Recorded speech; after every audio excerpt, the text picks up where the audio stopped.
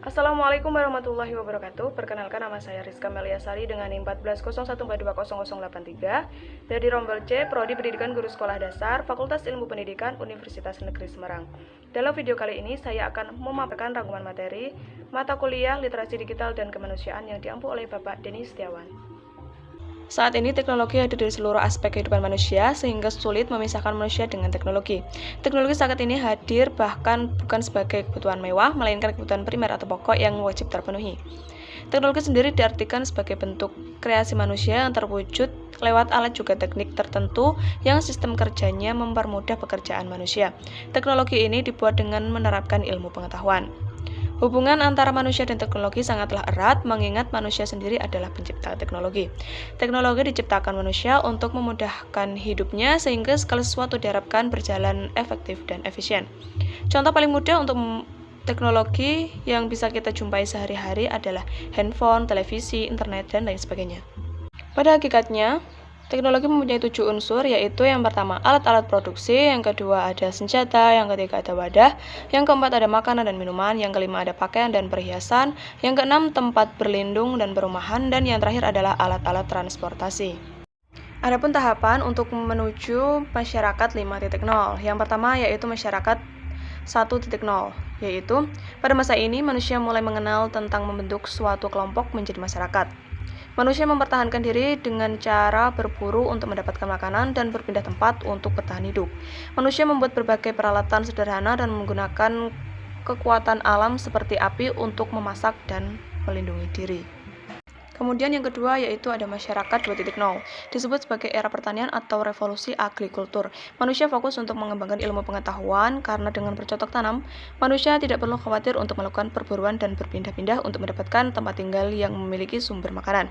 Pada era ini manusia mulai menetap dan membangun masyarakat yang lebih kompleks, sehingga muncul berbagai kerajaan, tulisan diperkenalkan hingga kota-kota besar mulai berdiri. Yang ketiga yaitu masyarakat 3.0. Dengan masyarakat yang semakin fokus untuk bercocok tanam, disertai dengan jumlah masyarakat yang semakin kompleks, membuat kebutuhan akan bahan pangan dan sandang semakin meningkat. Dengan ilmu pengetahuan yang ada, manusia mulai membangun pabrik dengan memproduksi sesuatu untuk memenuhi kebutuhan manusia. Manusia bekerja di pabrik-pabrik dengan sistem upah. Selanjutnya yaitu ada masyarakat 4.0. Ilmu pengetahuan dan teknologi yang semakin berkembang membuat manusia mengenal komputer hingga internet sehingga dapat memperoleh informasi dengan cepat. Aliran data yang begitu cepat membuat kehidupan manusia seperti tidak ada jarak, ruang, dan waktu. Pada era teknologi ini, industri berlomba-lomba membangun sebuah produk yang membantu manusia semakin mudah dalam memperoleh informasi. Kemudian yang terakhir yaitu ada masyarakat 5.0, merupakan penyempurnaan dari masyarakat 4.0, di mana teknologi menjadi bagian dari manusia itu sendiri, bukan hanya untuk berbagi informasi, namun dapat memudahkan kehidupan manusia sehari-hari. Masyarakat 5.0 menekankan pada kehidupan yang terintegrasi, mudah dan cepat. Sebagai contoh, penggunaan robot yang dapat membantu restoran, membersihkan rumah-rumah, dan lain-lain, dapat dikendalikan dengan komputer dan internet. Masyarakat 5.0 membuat kehidupan manusia menjadi praktis dan otomatis, sehingga teknologi tidak dapat menguasai manusia, melainkan manusia dapat mendapatkan kualitas hidup yang baik dan nyaman. Untuk materi yang kedua yaitu dampak positif dan dampak negatif teknologi. Dampak positif teknologi yaitu yang pertama, mempermudah dan mempersingkat proses pertukaran informasi. Yang kedua, meningkatkan efisien dan efektivitas pekerjaan. Yang ketiga, memungkinkan pembelajaran online sepenuhnya. Dan yang terakhir yaitu dapat berkomunikasi dengan orang lain walaupun tidak berada di lokasi yang sama. Selain memiliki dampak positif, teknologi juga memiliki dampak negatif, diantaranya yaitu membuat candu bermain gadget. Yang kedua, kurangnya sosialisasi antar manusia karena terlalu fokus kepada dirinya yang berinteraksi dengan teknologi. Yang ketiga yaitu meningkatnya jumlah pengangguran karena semakin banyak perusahaan yang menggunakan teknologi dibandingkan manusia. Dan yang terakhir yaitu kejahatan cyber. Untuk materi yang ketiga yaitu konsep dan pemanfaatan Internet of Things dan Big Data. Internet of Things adalah sebuah konsep atau program di mana sebuah objek memiliki kemampuan untuk mengirimkan data melalui jaringan tanpa menggunakan bantuan perangkat komputer dan manusia. Internet of Things atau sering disebut IoT saat ini mengalami banyak perkembangan. Untuk manfaat Internet of Things sendiri yaitu memudahkan proses konektivitas, capaian efisiensi, dan meningkatkan efektivitas monitoring kegiatan. Selain memiliki manfaat, Internet of Things juga memiliki kelemahan yaitu memiliki celah keamanan. Semua perangkat dan program komputer pasti memiliki sebuah celah dan rawan akan tindakan hacking. Oleh karena itu, diperlukan seorang tenaga ahli untuk mengamankan perangkat IoT dari serangan hacker. Yang selanjutnya yaitu Big Data. Big Data adalah kumpulan proses yang terdiri volume data dalam jumlah besar yang terstruktur maupun tidak terstruktur dan digunakan untuk membantu kegiatan bisnis. Big Data sendiri merupakan pengembangan dari sistem database pada umumnya. Yang membedakan di sini adalah proses kecepatan, volume, dan jenis data yang tersedia lebih banyak dan bervariatif daripada DBMS atau Database Management System pada umumnya. Selanjutnya yaitu manfaat Big Data dalam bidang bisnis, yaitu yang pertama meningkatkan sistem operasional bisnis, yang kedua Customer Relationship Management atau CRM, yang ketiga yaitu mengoptimalkan pengalaman penggunaan aplikasi. Big Data tidak hanya memiliki kelebihan, tetapi juga memiliki kelemahan yang harus diperhatikan. Proses pengolahan Big Data memerlukan software khusus dengan coding atau sintaks yang berbeda-beda. Oleh karena itu, perusahaan membutuhkan praktisi data yang tidak murah. Untuk materi yang keempat, yaitu konsep dan pemanfaatan Artificial Intelligence. Artificial Intelligence adalah simulasi dari kecerdasan yang dimiliki oleh manusia, yang dimodelkan dalam mesin dan diprogram agar berpikir seperti halnya manusia. Dengan kata lain, AI merupakan sistem komputer yang bisa melakukan pekerjaan-pekerjaan yang umumnya memerlukan tenaga manusia atau kecerdasan manusia untuk menyelesaikan pekerjaan tersebut. Ada 4 sudut pandang Artificial Intelligence. Yang pertama, sudut pandang kecerdasan. Kecerdasan buatan adalah sebuah mesin cerdas dan bisa melakukan apa yang dilakukan manusia. Yang kedua, sudut pandang penelitian.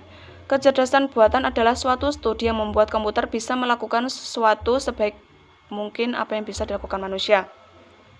Yang ketiga, sudut pandang bisnis. Kecerdasan buatan merupakan suatu kumpulan peralatan yang bersifat sangat powerful atau kuat dan metodologis dalam menyelesaikan berbagai macam penyelesaian bisnis. Yang keempat, sudut pandang pemrograman. Kecerdasan buatan ialah suatu hal yang di dalamnya terdapat studi tentang pemrograman simbolik, proses pencarian atau search, dan pemecahan masalah. Untuk yang selanjutnya yaitu tujuan Artificial Intelligence. Yang pertama, membuat mesin menjadi lebih pintar. Yang kedua, memahami apa itu kecerdasan. Dan yang ketiga, membuat mesin menjadi lebih bermanfaat. Ada beberapa bidang yang memanfaatkan AI, diantaranya Artificial Intelligence pada bidang medis, Artificial Intelligence pada bidang jurnalisme, Artificial Intelligence pada bidang otomotif, Artificial Intelligence pada perekrutan karyawan. Yang kelima, Artificial Intelligence pada bidang layanan pelanggan. Untuk materi yang kelima yaitu konsep dan pemanfaatan e-commerce. Munculnya revolusi e-commerce. Yang pertama, perkembangan e-commerce sosial, lokal, dan mobile. Yang kedua, mobile platform menjadi musuh PC platform. Yang ketiga, pertumbuhan cloud computing. Yang keempat, ledakan pertumbuhan big data. Yang kelima, e-book mulai diterima luas. Dan yang keenam, pertumbuhan user-generated content. Untuk yang selanjutnya, mengapa kita perlu mempelajari e-commerce? Yang pertama, teknologi e-commerce berbeda, lebih kuat dari teknologi sebelumnya. Yang kedua, e-commerce membawa perubahan fundamental terhadap perdagangan. Yang ketiga yaitu perdagangan internasional yang meliputi konsumen sebagai target pasar. Yang kedua, orientasi pemasaran massal. Yang ketiga, orientasi tenaga penjual. Dan yang keempat, harga tetap dan simetrik. Untuk materi yang keenam yaitu etika dunia cyber. Acuan Etika Online Indonesia berbunyi, siapapun tanpa terkecuali ketika online atau menggunakan internet harus menjunjung tinggi dan menghormati nilai kemanusiaan, kebebasan berekspresi, perbedaan dan keberagaman, keterbukaan dan kejujuran, hak individu atau lembaga, hasil karya pihak lain, nama masyarakat, serta tanggung jawab. Yang selanjutnya yaitu panduan bermedia sosial. Yang pertama, hormati pengguna media sosial lain, baik individu maupun komunitas. Yang kedua, cantumkan informasi pribadi pengelola akun media sosial. Yang ketiga, pastikan kebenaran informasi yang akan disampaikan sebelum melakukan posting di media sosial. Dan yang terakhir yaitu gunakan media sosial secara efektif. Hal penting terkait etika dunia cyber, yang pertama, hargai orang lain. Yang kedua, jangan melakukan hal-hal yang dapat merugikan para pengguna internet lainnya. Yang ketiga, jangan memberi komen atau saran-saran yang kurang mengenakan hati. Yang keempat, jangan melakukan penyadapan informasi pengguna internet lainnya. Yang kelima, hargai privasi dan privasi orang lain. Yang keenam, mampu berpikir kritis. Yang ketujuh yaitu aturan hukum tentang informasi dan transaksi elektronik. Cakupan materi Undang-Undang Informasi dan Transaksi Elektronik UU ITE. Yang pertama, pengaturan mengenai informasi dan transaksi elektronik. 1. Pengaturan informasi atau dokumentasi elektronik sebagai alat bukti hukum yang sah yang diatur dalam pasal 5 dan 6 UU ITE. Yang kedua, tanda tangan elektronik yang diatur dalam pasal 11 dan 12 UU ITE. Yang ketiga, penyalahgunaan sertifikasi elektronik yang diatur dalam pasal 13 dan 14 UU ITE. Dan yang keempat, penyalahgunaan sistem elektronik yang diatur dalam pasal 15 dan 16 UU ITE. Yang selanjutnya yaitu pengaturan mengenai perbuatan yang dilarang atau cybercrimes yang diatur dalam UU ITE. Yang pertama, konten ilegal yang terdiri dari kesusilaan, perjudian, penghinaan atau pencemaran nama baik, pengancaman dan pemerasan yang diatur dalam pasal 27, pasal 28 dan pasal 29 UU ITE. Yang kedua yaitu akses ilegal yang diatur dalam pasal 30 dan ketiga intersepsi ilegal yang diatur dalam pasal 31. Yang keempat, gangguan terhadap data yang diatur dalam pasal 32 UU ITE. Yang kelima, gangguan terhadap sistem yang diatur dalam pasal 33 UU ITE. Yang keenam yaitu penyalahgunaan alat dan perangkat yang diatur dalam pasal 34 UU ITE. Cukup sekian pemaparan rangkuman materi literasi digital dan kemanusiaan yang dapat saya sampaikan. Kurang lebihnya mohon maaf. Billahi taufiq wal hidayah. Wassalamualaikum warahmatullahi wabarakatuh.